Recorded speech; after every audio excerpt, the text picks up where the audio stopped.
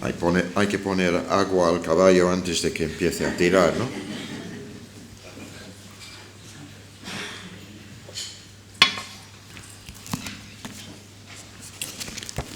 Bueno, hermanos, estamos con la segunda conferencia y como ha dicho nuestro hermano que ha presidido, pues se trata de nuestro presente.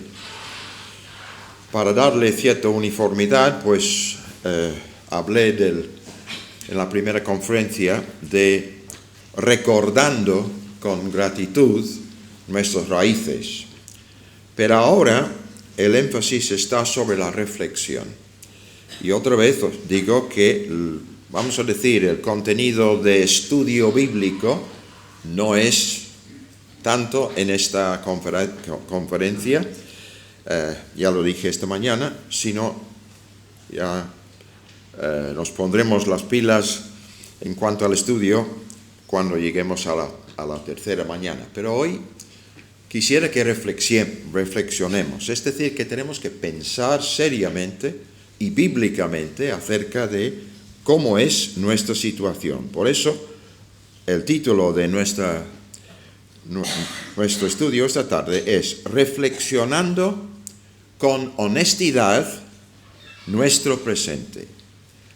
Y hay un subtítulo, Reconociendo errores y reevaluando aciertos.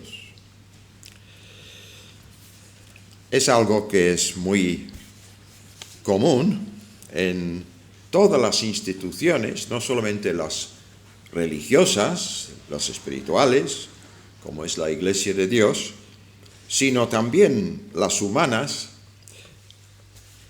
Se cometen ciertos errores que son casi endémicos entre los hombres. Es decir, no reconocer, por un lado, nuestros errores y a veces dar demasiada importancia a nuestros aciertos.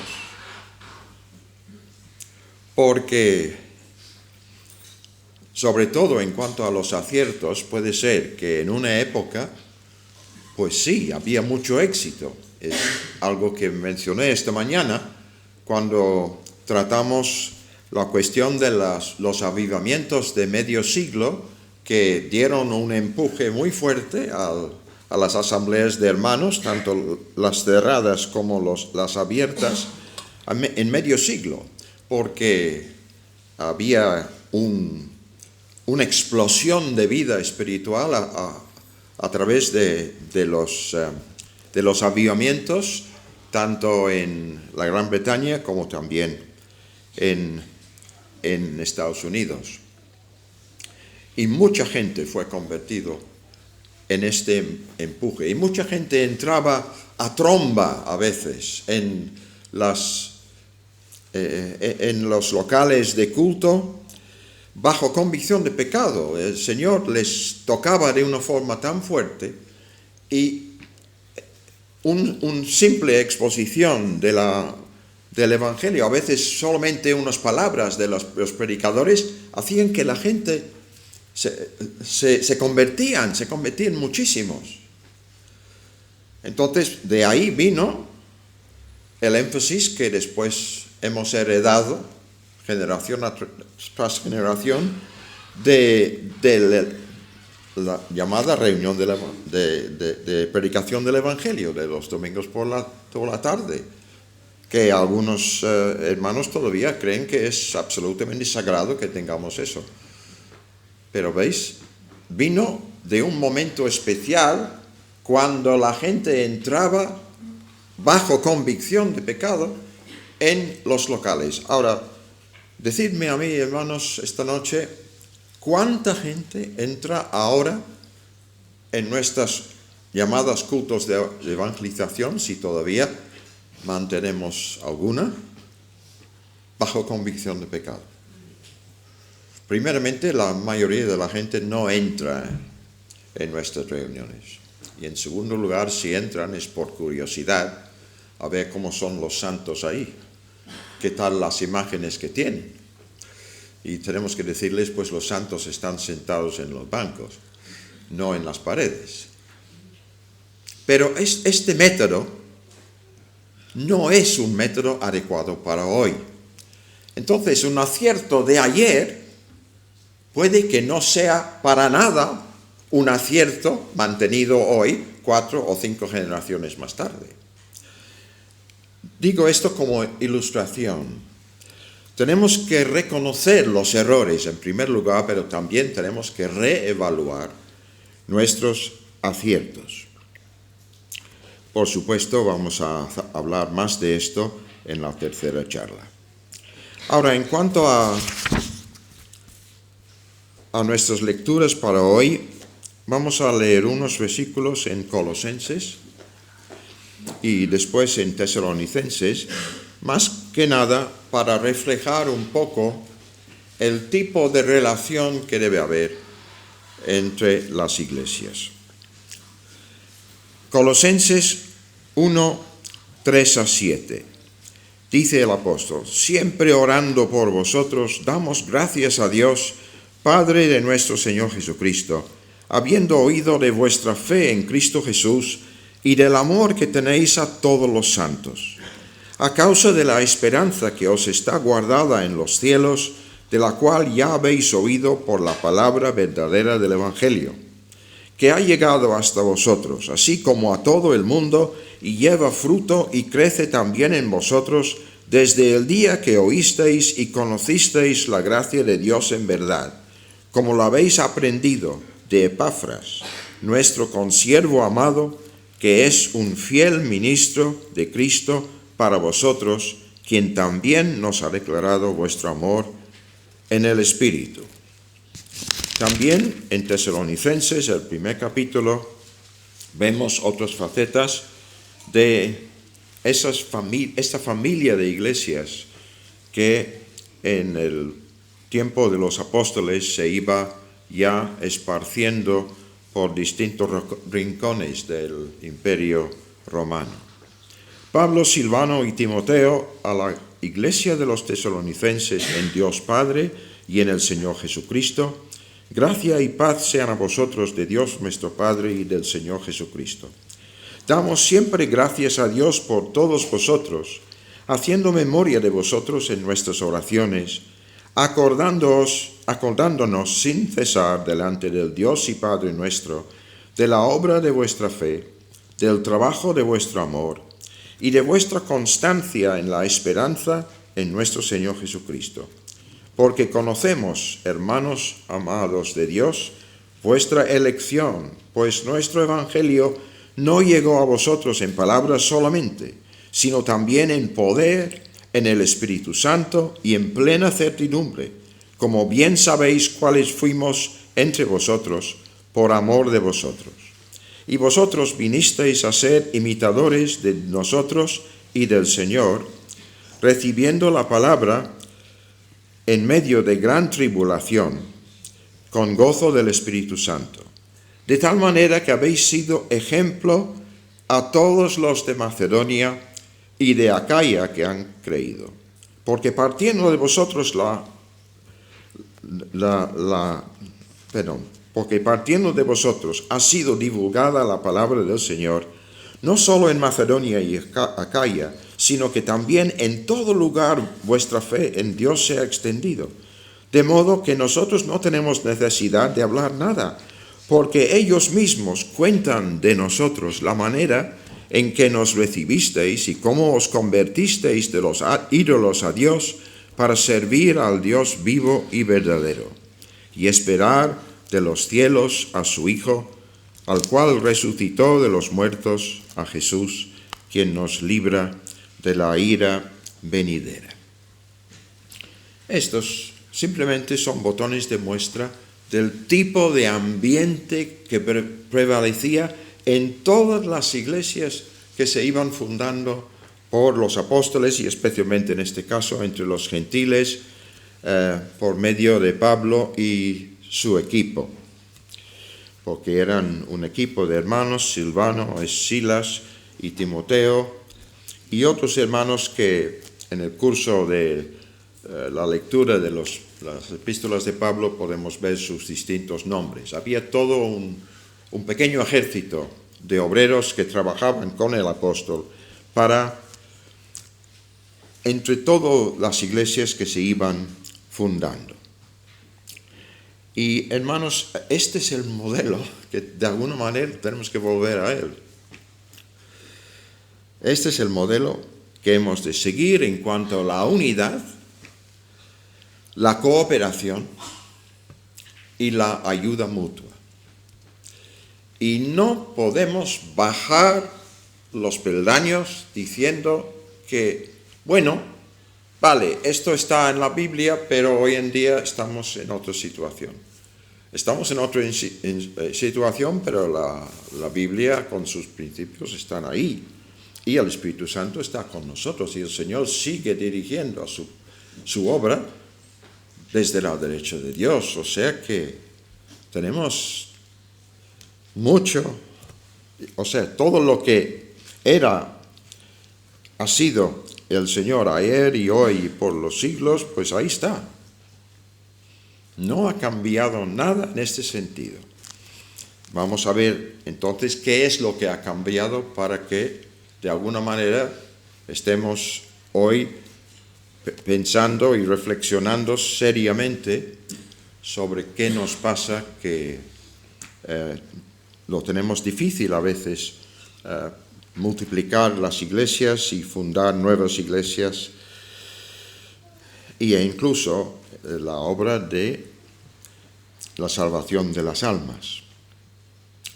Bien, ahora vamos a pensar por un momento en la obra global de las asambleas de hermanos. Vamos a ver hasta dónde ha llegado esta situación de nuestras asambleas en el mundo.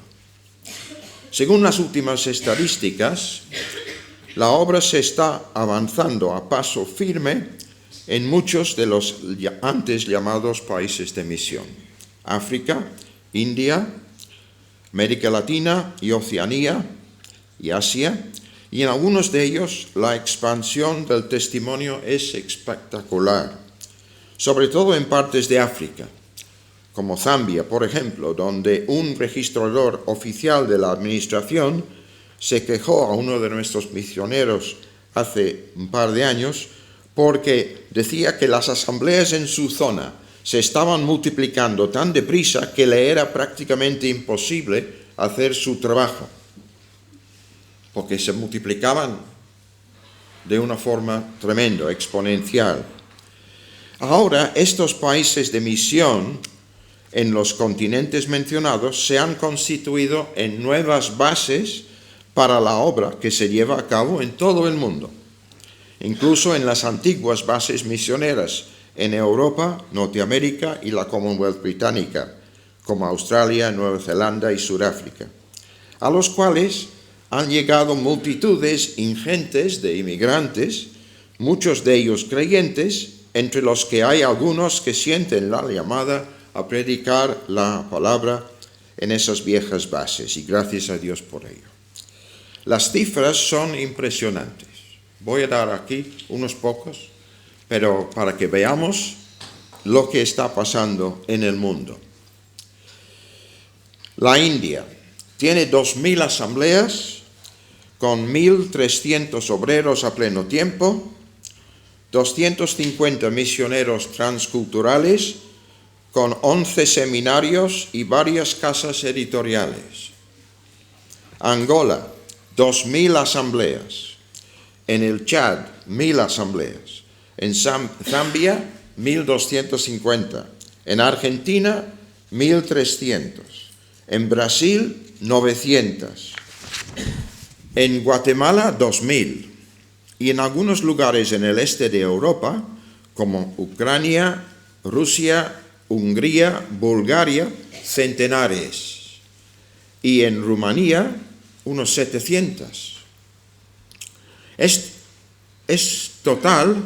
total, hasta donde podemos tener estadísticas fiables, hay unos 25.000 congregaciones de asambleas de hermanos establecidas en el mundo, sin contar las muchas secciones locales que hay.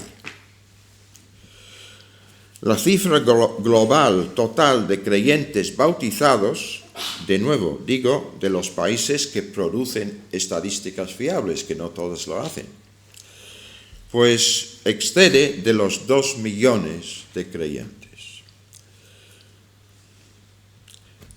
Ahora, así la obra global sigue creciendo, como digo, exponencialmente, mientras que en el Reino Unido, como hemos visto esta mañana, y también pasa lo mismo en Estados Unidos, en Canadá y algunas partes de Europa, está en franco declive o estancado. En segundo lugar, vamos a pensar en qué es la situación en España. Desde luego, si comparamos nuestra situación numérica con la que acabo de resumir, con las aproximadamente 230 congregaciones y secciones locales en toda España, somos bien poca cosa. Quizá podríamos ser un poco más optimistas si fuésemos un grupo más unido y cooperásemos más los unos con los otros, pero es evidente, hermanos, que hay diferencias profundas y recelos entre nosotros que impiden esta unión y la cooperación deseadas. Como dije en la primera charla, debiéramos ser una familia de iglesias, pero mucho me temo que a menudo nos parecemos más al famoso reino de taifas de los tiempos de la Reconquista. Por eso quisiera dedicar el resto de esta charla a examinar más a fondo el tema de nuestra identidad y el de la tolerancia y comunión en el Evangelio que debería prevalecer entre nosotros según esos mismos principios del principio neotestamentarios que profesamos. Si queremos de verdad alcanzar con el Evangelio todos los rincones y todas las capas de la sociedad española con el Evangelio. En estos momentos, desgraciadamente, ese objetivo primordial sigue siendo una asignatura pendiente para nosotros.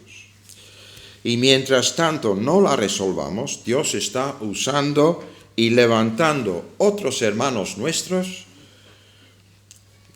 que con visión y empuje para llevar a cabo sus propósitos.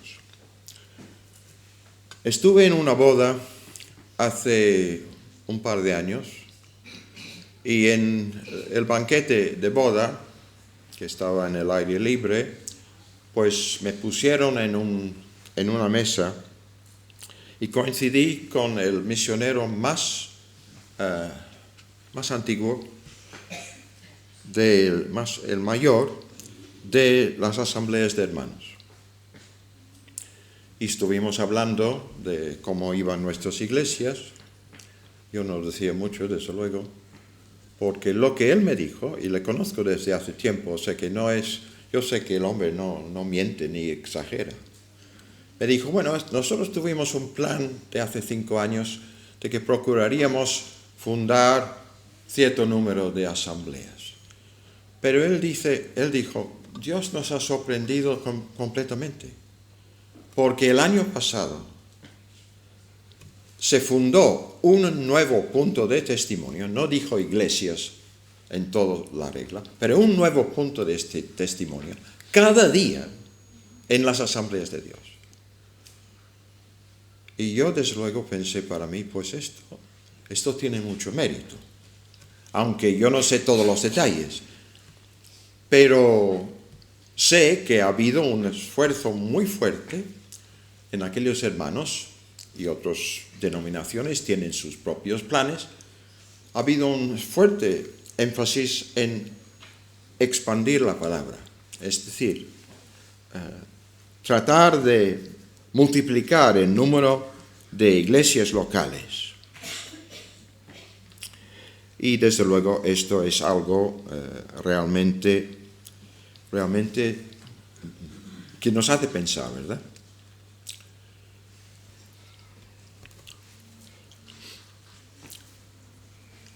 vamos a pensar entonces en nuestra identidad y la tolerancia y comunión en el Evangelio que debería prevalecer entre nosotros.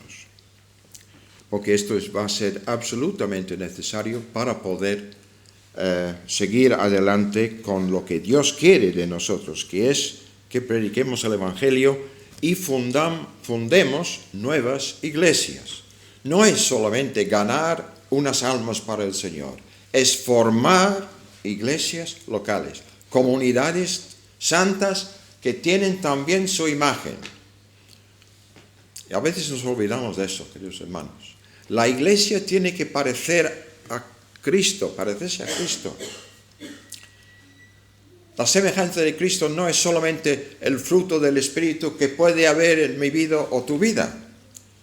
Es la semejanza de Cristo en mi congregación, donde las relaciones a veces pueden ser tensas y difíciles. ¿Y qué hemos de hacer? ¿Dejarlos así? No. Dios quiere que la gente vea a Cristo en nuestras iglesias. No simplemente en nuestras vidas, aunque eso es muy importante.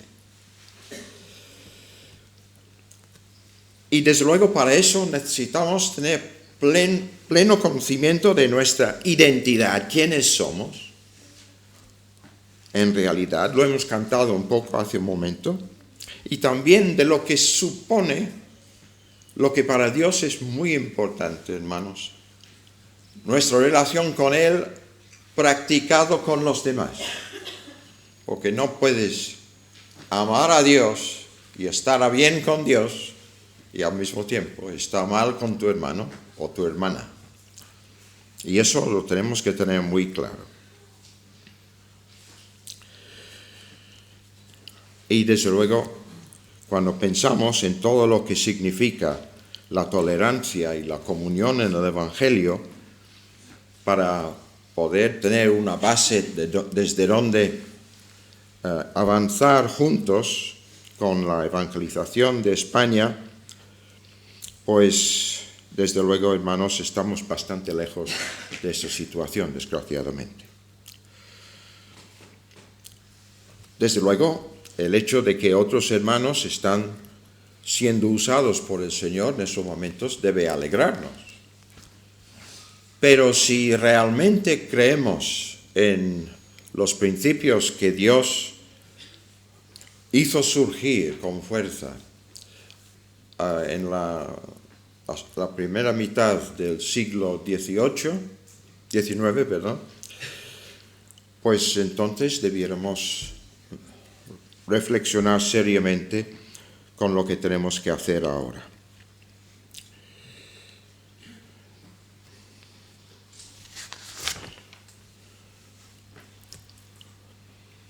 Tenemos entonces que disponernos generosamente a cooperar en la medida de lo posible con todos aquellos que sirven al mismo Señor, aunque difieran de nosotros en algunos puntos o énfasis doctrinales o de práctica. Creo que estamos llegando a un punto en el mundo en general, donde se ve claramente que las viejas etiquetas y las etiquetas denominacionales tienen que ir pasando para una cooperación cada vez mayor con el avance de otras religiones que hay en el mundo, y no hay duda en cuanto a esto. Nosotros tenemos que demostrar que Cristo es el Señor y es el único Señor. Pero eso se tiene que tomar en serio por nosotros.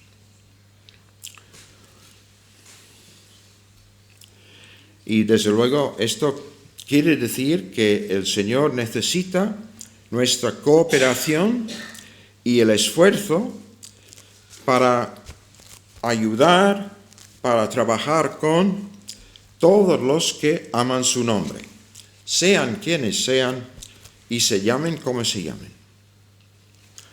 Es obvio que cada denominación hará las cosas a su manera, según sus particulares énfasis, y esto no tiene que importarnos demasiado. Vamos a ver en un momento qué ha pasado realmente con esta cuestión en el movimiento de los hermanos y su actitud hacia otras denominaciones. Pero vamos a tomar las cosas poco a poco.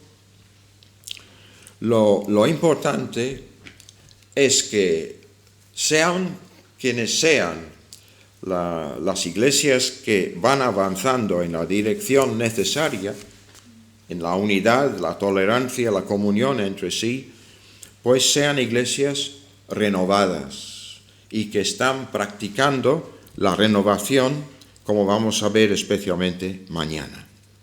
Iglesias llenas de vida que conecten plenamente con las necesidades espirituales y sociales reales del área donde se ubican, a todos los niveles y en todos los grupos sociales, de edad, de sexo, de estatus económico, etc.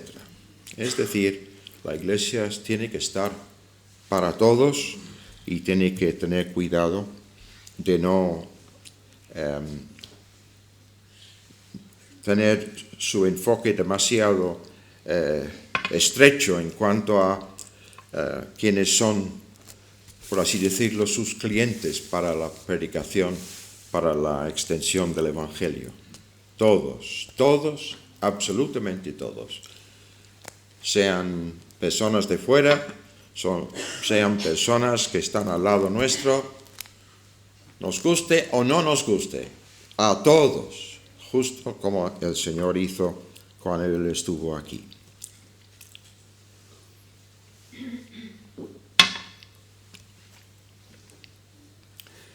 Yo parto de la base de una convicción que varios líderes, tanto veteranos como algunos más jóvenes con experiencia, que tenemos desde hace bastantes años, que en términos generales las asambleas de hermanos de hoy en España han abandonado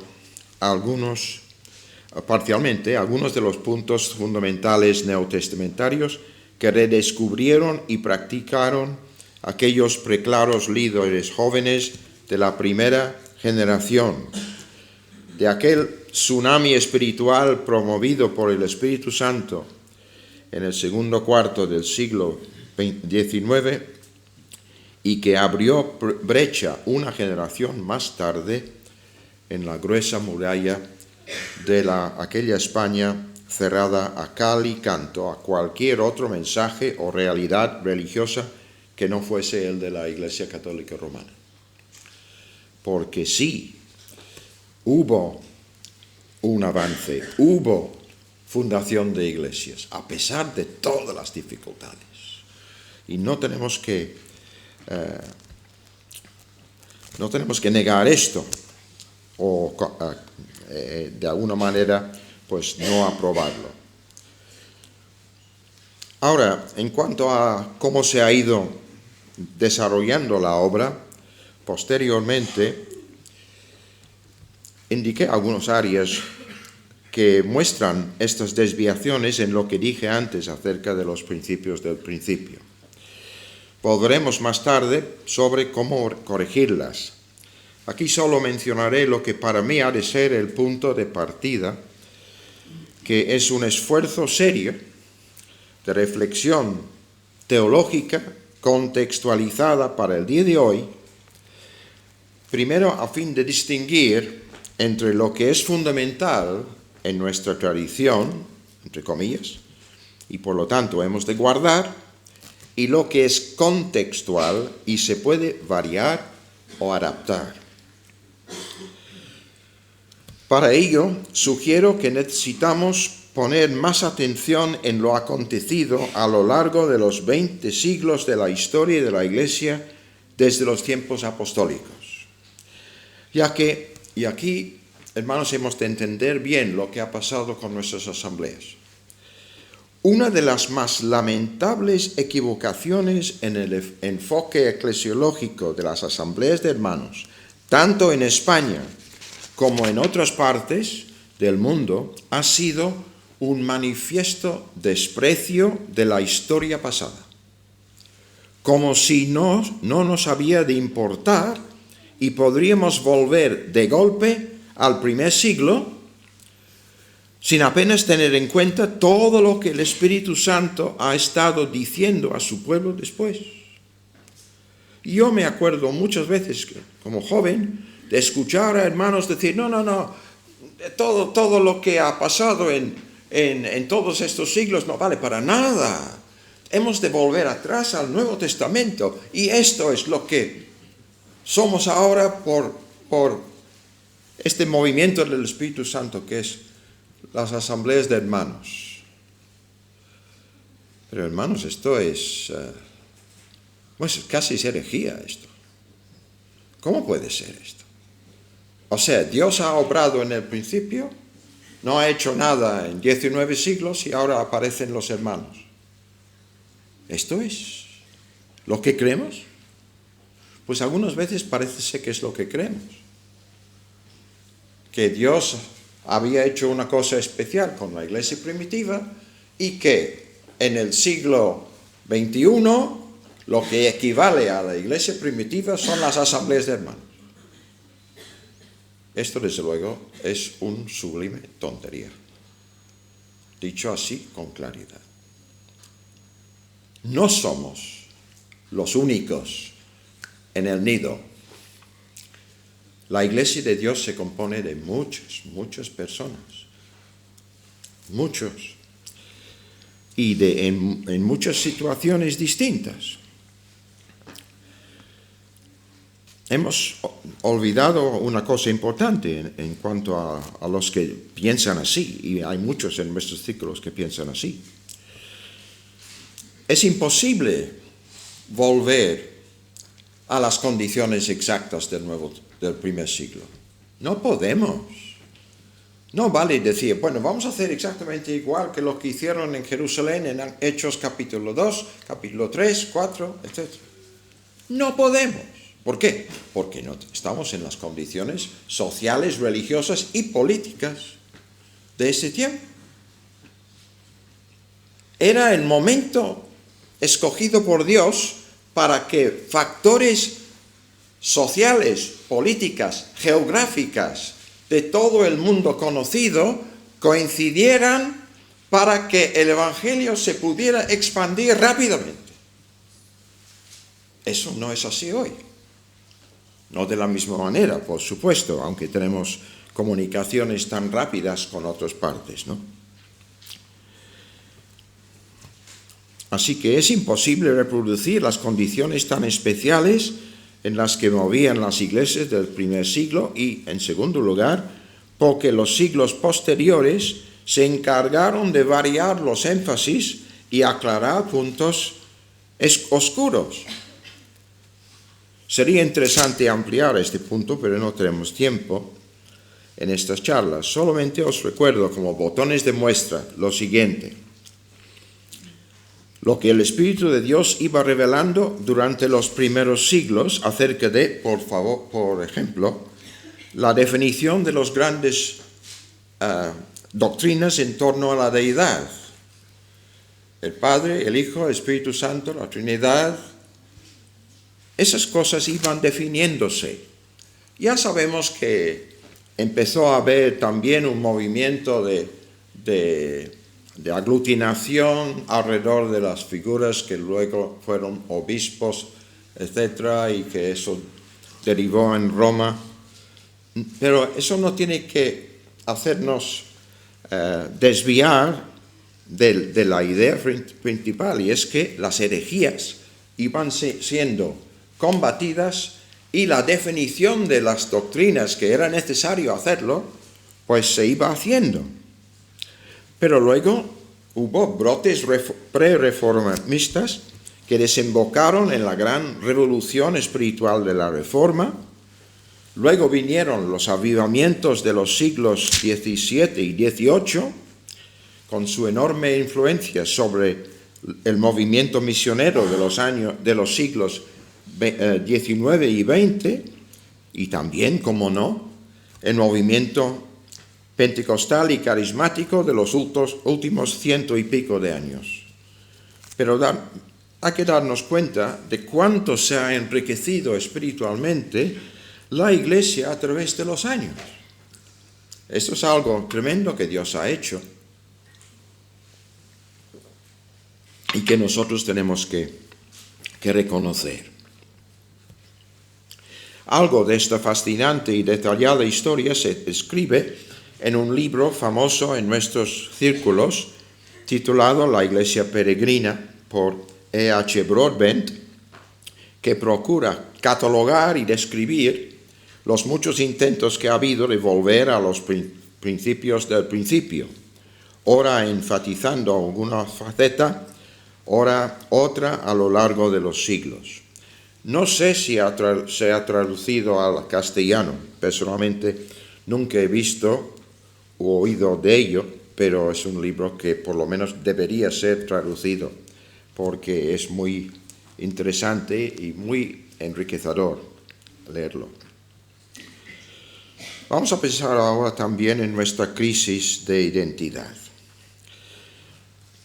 Vivimos en una aldea global debido a tremendos cambios culturales y sociales de todo tipo que han presenciado los últimos 3 siglos en todo el mundo civilizado, los cuales han planteado serios problemas e inquietudes a la Iglesia cristiana como a muchas otras instituciones.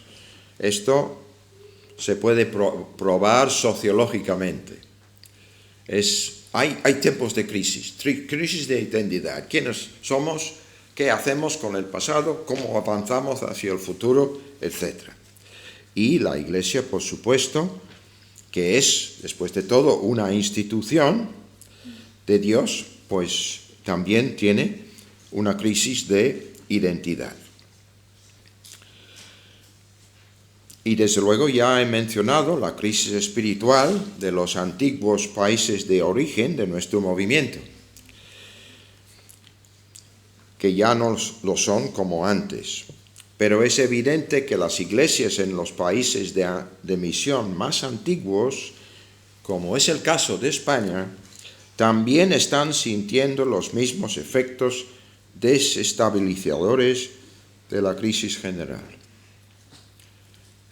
Supongo que muchos de nosotros sabemos que hay áreas de España, hay situaciones en que iglesias están a punto de cerrar o han cerrado, porque no hay miembros. Bien, pues eso tiene que hacernos pensar seriamente. Esto, desde luego, se ha acelerado mucho, como he dicho, en los países antiguas bases, ¿no? Pero también empieza a pasar aquí también. Y hay una inquietud acerca de esto. Me consta que en bastantes áreas de España también hay inquietud sobre esta cuestión. ¿Qué hacemos con una situación que a veces pues, se nos va de las manos? Ahora, todas las crisis que se presentan en la experiencia humana, sean colectivas o sean de personas o familiares, son tiempos no necesariamente malos si nosotros sepamos enfocarlos correctamente. Si reaccionamos de la manera correcta para sacar provecho espiritual de ellas y no encerrarnos o atrincherarnos en nuestras tradiciones o estructuras históricas. La última vez que estuve en Inglaterra haciendo informes sobre la obra, eso fue hace bastante tiempo ya, porque después han sido tiempos más cortos, pues he visto situaciones realmente dramáticas en algunas áreas.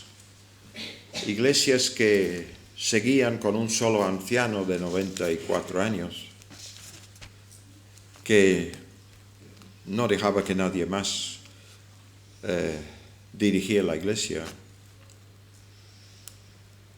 Situaciones en que las mujeres no sabían qué hacer porque no había ningún varón en la iglesia. ¿Y ahora qué? ¿Nos disolvemos?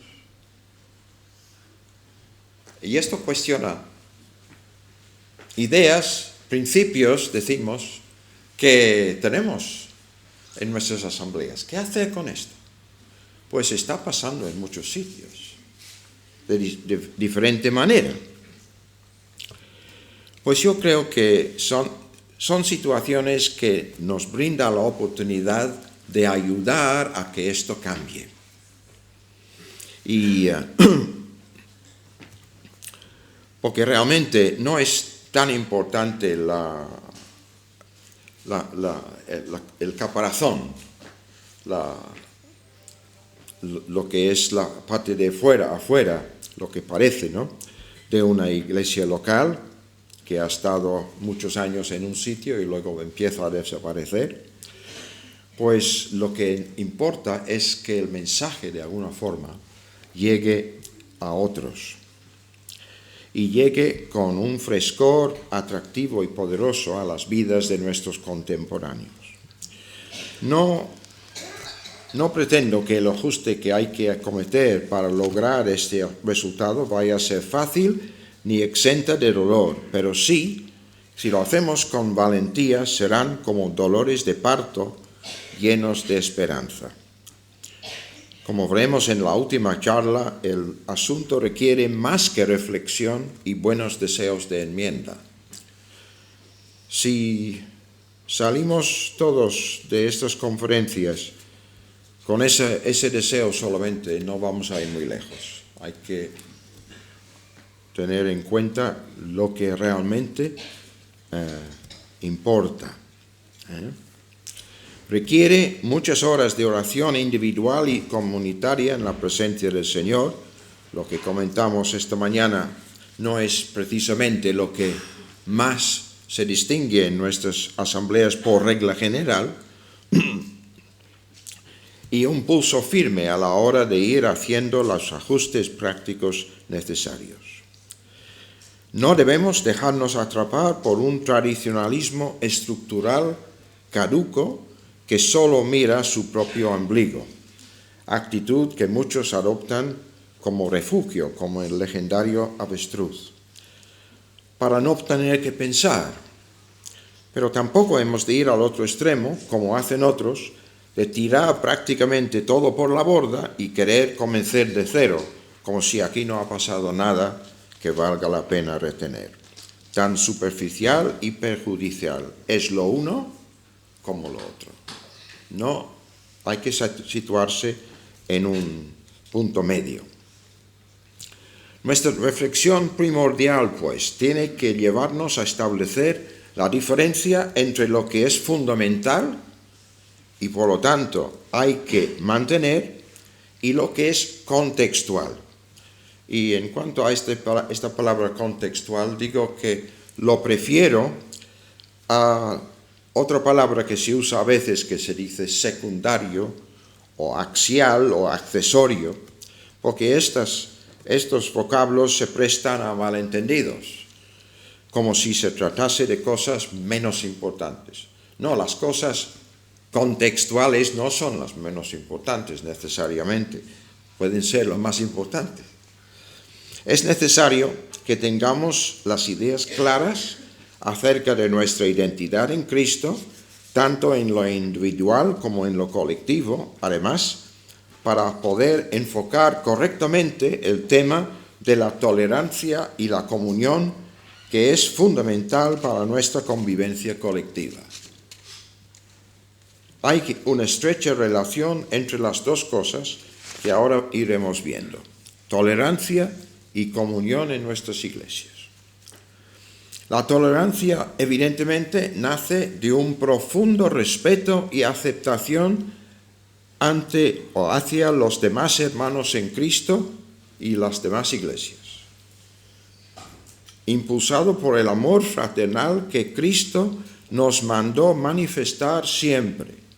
en todas nuestras relaciones mutuas según el modelo de servicio que Él nos dejó en Juan capítulo 13, cuando lavó los pies a los apóstoles y les dijo que lo que les iba a distinguir como discípulos suyos es precisamente que se amasen de esa manera, porque están relacionados los versículos que hablan del amor que tiene que haber entre ellos con el lavamiento de los pies, es servicio.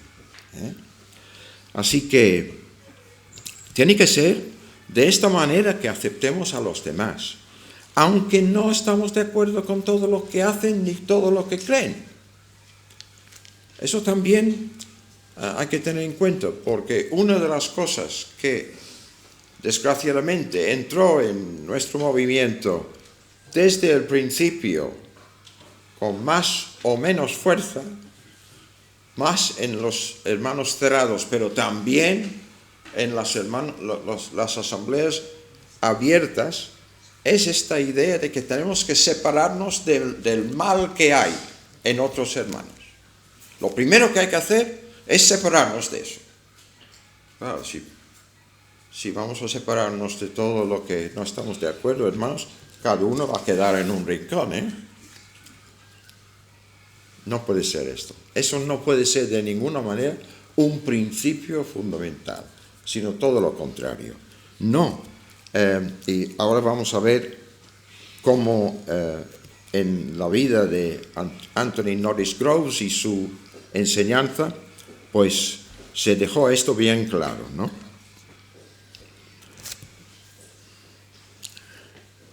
Por la gracia de Dios, hemos sido llamados a compartir la comunión con el Dios Trino y sus apóstoles, como dice el apóstol Juan en sus primeros versículos, en la primera epístola, y con todos los nacidos de nuevo.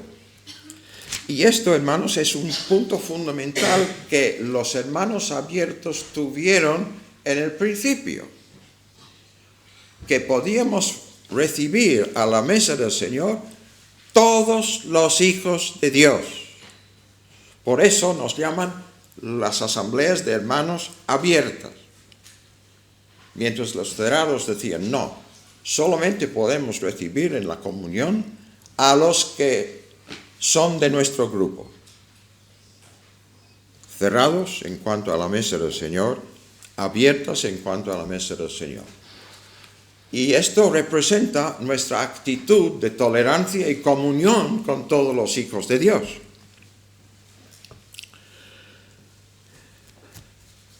Ahora, el principio de la separación del mal, tan mal entendido y practicado en nuestros círculos por la influencia malsana del darwismo en los comienzos del movimiento, ha de ser solo un último recurso. No, nunca el primer recurso, la primera parte de la fortaleza, no. Tiene que ser otras cosas que nos ayudan a tener comunión, tolerar a los demás, ayudarles, etc. Y solo si es algo que es imposible de mantener, pues nosotros hemos de practicar la separación del mal, pero nunca como punto de partida. La tolerancia supone un constante esfuerzo de búsqueda activa de comunión con todos nuestros hermanos en Cristo, en el sentido tan magistralmente expresado por Anthony Norris Groves en su famosa carta a Juan Darby, su amigo, cuando en base a la amistad y la relación fraternal que les unía, quiso hacer reflexionar y volver atrás a su amigo de su creciente intransigencia hacia los que no pensaban como él. Toda la carta no tiene desperdicio. En cierta manera viene a ser nuestra carta magna de la tolerancia. Pero aquí solamente voy a citar algunas frases y líneas de esta carta. Aquí cito lo que lo que escribió Anthony Norris Groves a Juan Darby. Siempre comprendí que nuestro principio de unión era la posesión de la vida común de la familia de Dios. La transición que se ha efectuado en vuestros pequeños cuerpos, se refiere a las iglesias del sector darbista, al no ser ya los testigos a favor de aquella verdad gloriosa y sencilla, sino los que testifican en contra de todo lo que creen es error, a mi juicio, les han rebajado desde el cielo a la tierra en cuanto a su calidad de testigo. Hacen que el grado de luz sea la regla de comunión y no la posesión de la vida. Yo preferiría, dice Groves, infinitamente más transigir con todos los errores de los demás que separarme de su bien. Está hablando de verdaderos creyentes. Habíamos decidido nunca presionar a los hombres a actuar en uniformidad con nosotros, más allá de lo que sentían en cuanto a ella. Y por esta sencilla razón, que no veíamos ninguna autoridad divina que se nos autorizaba para actuar así. O sea, no teníamos ningún tipo de autoridad de parte de Dios para juzgar a los demás. ¿Quiénes somos nosotros? No podemos hacer esto. Y entonces da unos ejemplos. Dice, algunos no quieren que yo tenga comunión con los hermanos X porque sus enseñanzas acerca de la cena del Señor no les satisfacen. Otros, que no tenga comunión contigo por tus ideas sobre el bautismo. Darby, como sabemos, enseñaba y practicaba el bautismo de infantes, como después muchos de sus seguidores. Otros, que no tenga comunión con la Iglesia anglicana, debido a sus doctrinas relativas al ministerio. Ahora dice Groves, bajo mis principios, les recibo a todos. Pero si actuase de acuerdo con el principio tuyo de denuncia del error, les rechazaría a todos. Que es lo que llegó a hacer Darby, claro. Pero no me toca a mí comparar los distintos grados de desobediencia de cada uno. Hago uso de mi comunión en el Espíritu a fin de que disfrutemos juntos la vida común. Y jamás sentiré que el separarme por amor a corregir el mal ha de ser mi manera de testificar contra él. Naturalmente, me reúno regularmente con aquellos en los que veo y siento más de la vida y el poder de Dios. Pero soy tan libre de visitar otras iglesias en las que veo mucha confusión y desorden, como lo soy para visitar las casas de mis amigos, aun cuando las gobiernan de una forma que no apruebo. Palabras tremendas, pero muy bíblicas, muy en el espíritu de Jesucristo. Y esto es algo que hemos de tener en cuenta, hermanos, cuando hablamos de tolerancia y comunión con los demás. No se ha respetado esto muchas veces, aunque ha habido un intento sincero de buscar la comunión y tolerar a otros en nuestros círculos más que en algunos aspectos, ¿no? Para resumir, pues, tal búsqueda consciente de comunión y colaboración con todos, en la medida que nos es posible, de ninguna manera implica claudicación en cuanto a nuestros principios y convicciones, sino que es un principio fundamental de la Escritura, de que es nuestro deber delante del Señor de la Iglesia buscar y mantener la más amplia comunión con otros hermanos en la fe, hasta donde sea posible. Y esto nos ayudará a poder trabajar para el avance del Evangelio en nuestra España tan querida. Decía Groves, ¿deben ser ellos acaso los que rompan relaciones y solo en casos excepcionales, después de prodigar esfuerzos para superar los problemas, nosotros?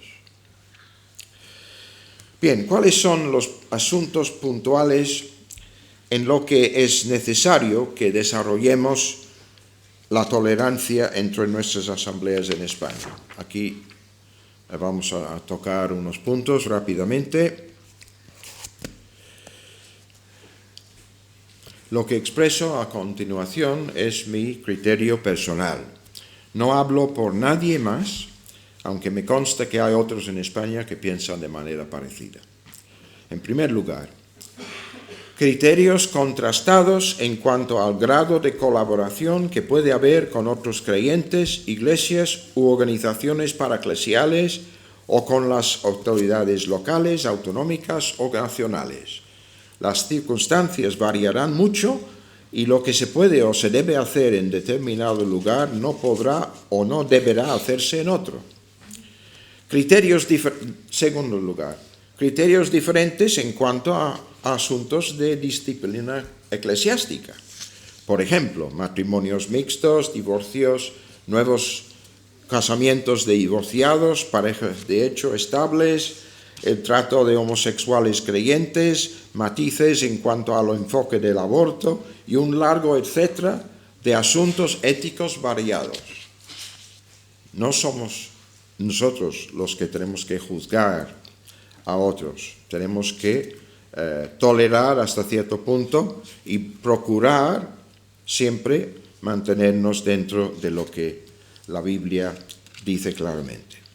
Criterios que difieren en cuanto al uso público y privado de los llamados dones carismáticos.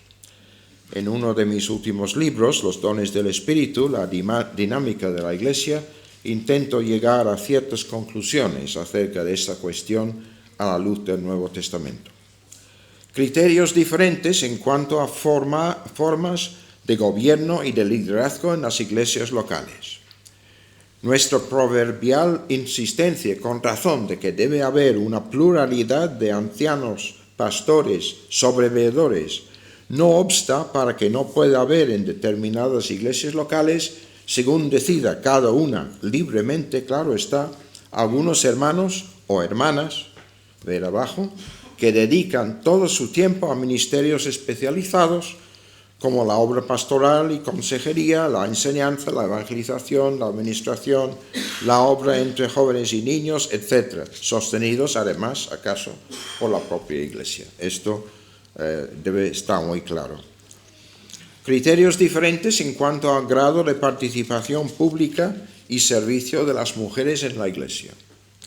El haber hecho de este asunto por tanto tiempo una cuestión de cuasi herejía, o calificarlo de peligrosa desviación de nuestros principios del principio, solo demuestra hasta qué punto hemos absorbido a través de generaciones de enseñadores que nos precedieron una tradición cultural decimonónica basada sobre una hermenéutica más que dudosa. Criterios diferentes también en cuanto a la enseñanza profética. Igual que lo que acabamos de decir acerca de la participación de las mujeres, lo hemos de hacer constar aquí. Nunca ha habido, ni falta hace, una uniformidad en esta materia en nuestras asambleas. A pesar de que la mayoría de ellas tradicionalmente han seguido el sistema dispensacionalista, por la fuerte influencia de su inventor, Juan Darby, siempre ha habido una minoría, cada vez más numerosa en las últimas décadas, que han defendido otros sistemas de interpretación, como los premilenianistas históricos y los amilenianistas. Y aquí recomiendo la lectura de la introducción y el apéndice al libro de Apocalipsis, del comentario expositivo del Nuevo Testamento de Ernesto Trenchard y colaboradores, recién publicado por CLIE, que ahí ya explicamos más acerca de diferentes puntos de vista en la interpretación de las profecías. También prácticas distintas en el formato de culto de la mesa del Señor.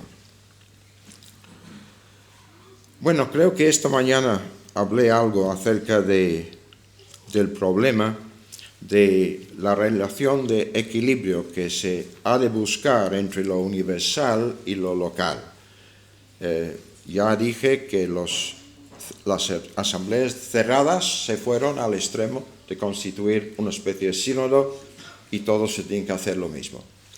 Mientras que nosotros fuimos al otro extremo y pusimos todo el énfasis sobre la Iglesia autónoma, independiente, etc.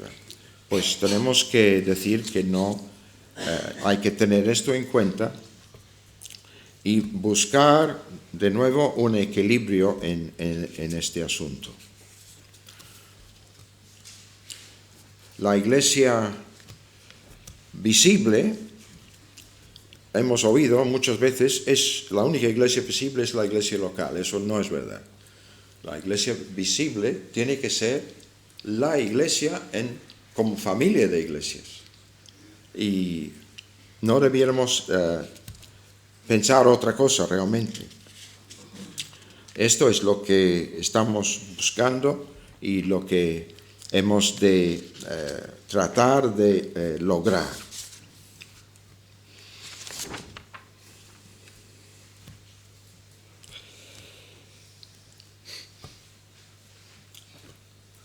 Unos puntos de resumen de esta parte.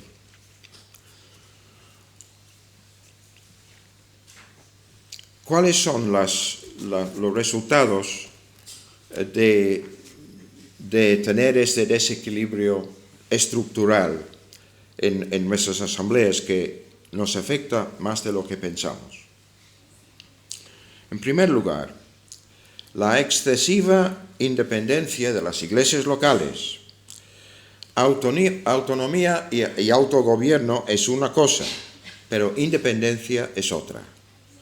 Es la especial tentación de las iglesias cuya membresía numerosa y muy dotado de dones que se bastan para todo, o también iglesias pequeñas que por su historia y su tradición, quizá influido por algún líder destacado en el pasado, que se encierran en sí mismos. Pero no vemos ni lo uno ni lo otro en las páginas del Nuevo Testamento, aunque en la tercera carta de Juan tenemos el caso de Diótrefes, que estaba ya tomando el mando por sí mismo en una iglesia. O sea que esto se ha visto después multiplicado muchísimas veces. La situación que acabo de subrayar ensalza indebidamente el peso y el poder de los líderes locales, haciéndoles, de hecho, los únicos sucesores de los apóstoles, un extremo antibíblico que nos ha causado y sigue causándonos muchos problemas. No sé si os habéis dado cuenta de esto. Hemos puesto a los ancianos de las iglesias en un pedestal. Y decimos, esos son los ancianos, y aquí está la iglesia. No. Aquí está la iglesia. Los ancianos en medio de la iglesia, y los ancianos que tienen que palpar lo que siente la iglesia, y guiar la iglesia, pero al mismo tiempo escuchar la iglesia. Nunca ponerse por encima de la iglesia como un grupo aparte. Eso, en parte, es debido, como he dicho, a este defecto de poner todo el énfasis sobre la Iglesia autónoma y hacer que los ancianos sean los sucesores de los apóstoles. No, hermanos, el único Señor de la Iglesia es el Señor a la diestra de Dios, quien por medio de su Espíritu nos guía aquí abajo. Tenemos todo lo necesario en Él. Y mañana vamos a ver la importancia que tiene lo que yo llamo dirección dinámica, el señorío dinámico de Cristo sobre su iglesia y sobre sus iglesias. Así que tenemos que tener esto en cuenta como parte del problema que se ha causado, que es una estructura que está mal. En tercer lugar, otra cosa que es un resultado de este extremo de ir hacia la independencia casi, hay una reacción extrema y suspicacia exagerada frente a cualquier intento de la índole que sea de organizar conjuntamente o planificar las relaciones entre iglesias, o de federarse o coordinarse para ciertos fines. Hemos visto esto muy claramente en los problemas que han tenido las coordinadoras en distintas regiones y la coordinadora nacional, que solo representa a una minoría de las asambleas en España. Y eso, hermanos, no está bien. No está bien porque no es que la coordinadora se siente por encima de los demás, sino trata de ayudarles a relacionarse. Esto es lo que estamos buscando. Que seamos una familia de iglesias. Y no que cada iglesia pues va por libre y va a lo suyo. Por supuesto, esto nos ha pasado por la división con los cerrados en tiempos de Darby y Müller, como expliqué esta mañana.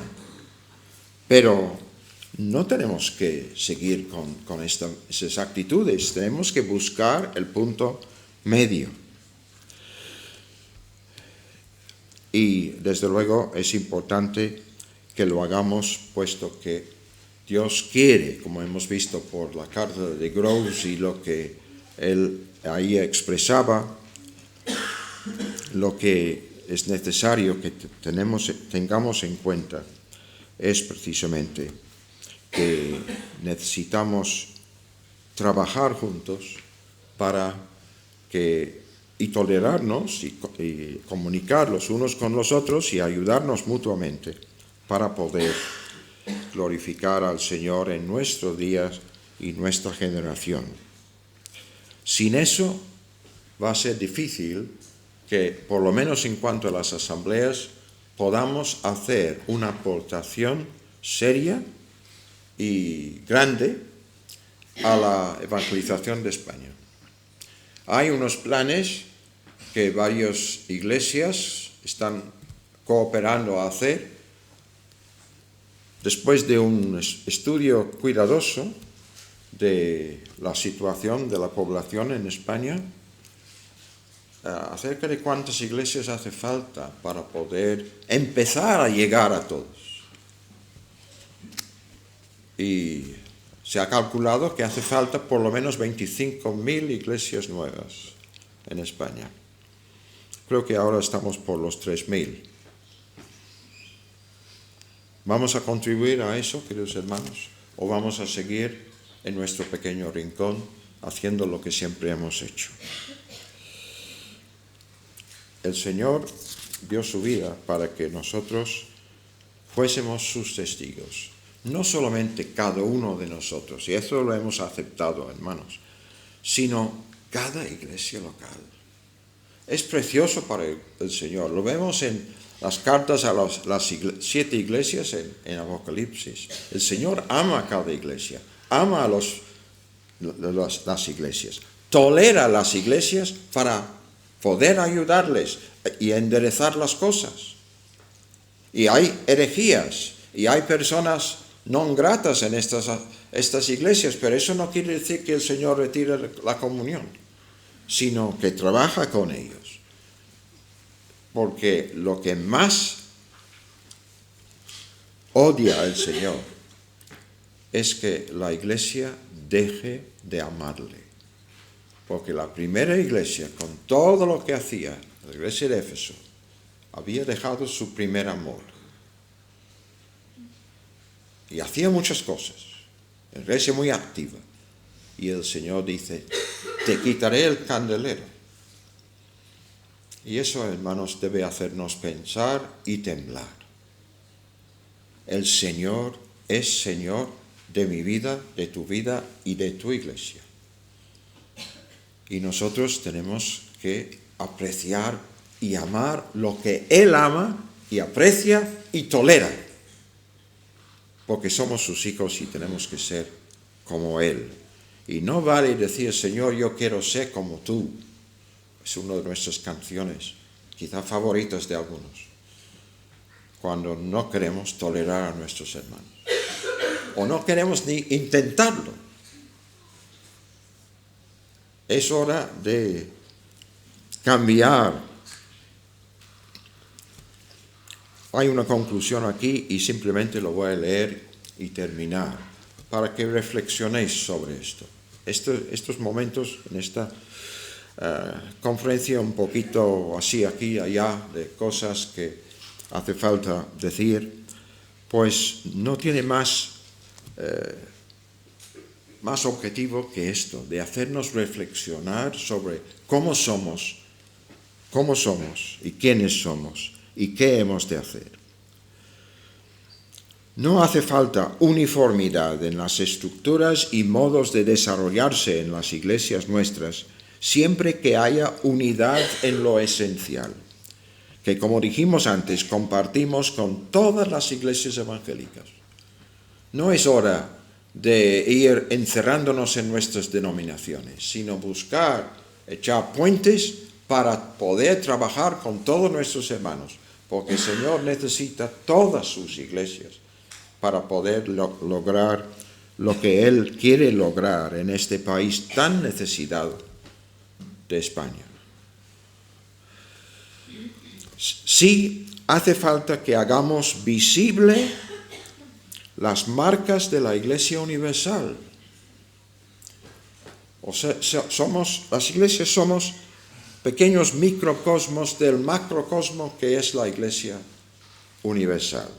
Pues bien, tenemos que demostrar las marcas de esa iglesia, que es una iglesia universal y por lo tanto recibimos a todos sobre la misma base, que es una iglesia santa y andamos por los caminos de la santidad del Señor. Y podríamos mencionar otros, pero ya no es el momento. Una de las marcas tan importantes es la comunión en el Espíritu de todos los nacidos de nuevo. Y considero que es a tal testimonio glorioso, amén, de extender el reino de Dios a todos los hombres y naciones y edificar a todos los santos en su santísima fe, que el Señor nos está llamando a las asambleas de hermanos, de rectificar nuestro camino, de repensar nuestras prioridades y trabajar, si hace falta, con otras iglesias suyas en nuestros días y para nuestra generación. Como dijera Mardoqueo a Esther, en un tiempo de gran peligro y crisis para el pueblo de Dios.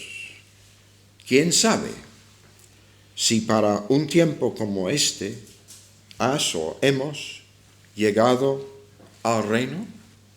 Llegado a este momento de oportunidad, ¿cómo lo vamos a tomar? Pues el Señor nos llama a trabajar con Él, a estar a sus órdenes, estar dispuestos a lo que Él quiere hacer para su gloria y la bendición de otros. Hermanos, que el Señor nos ayude a reflexionar sobre esto y el domingo vamos a pensar de manera más práctica sobre exactamente qué supone el renovar espiritualmente nuestras iglesias. Que el Señor nos ayude y nos bendiga. Amén.